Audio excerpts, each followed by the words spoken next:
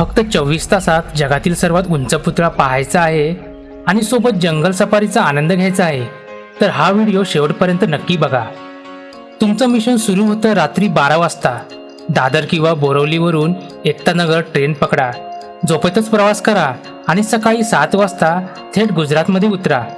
Station बाहेर पडल्यावर तुमची वाट पाहत असेल ती गव्हर्नमेंटची फ्री बस जी तुम्हाला थेट पुतळ्यापर्यंत पोहोचवेल. येथे तुमच्याकडे 2 ऑप्शन आहेत. 150 रुपयाचं तिकीट, यात तुम्ही पुतळा खालून पाहू शकता आणि माहितीपूर्ण म्युझियम फिरू शकता. 350चं तिकीट, यात तुम्ही वर गॅलरीत जाऊन धरण पाहू शकता. जर बजेटमध्ये फिरायचं असेल तर 150 रुपयाचं तिकीट बेस्ट आहे. पुतळ्याचा खरा अनुभव खालूनच जास्त उठून दिसतो. पुतळा पाहून झाला की बाजूलाच असलेल्या जंगल सफारीकडे वळा. फक्त 250 मध्ये तुम्हाला इथे पांढरे वाघ, चित्ते, रंगीबिरंगी पक्षी आणि भयानक सापांची दुनिया पाहायला मिळेल. 2 तास कसे निघून जातील हे तुम्हाला कळणारच नाही. आता वेळ आहे स्वतःला हरवून घेण्याची.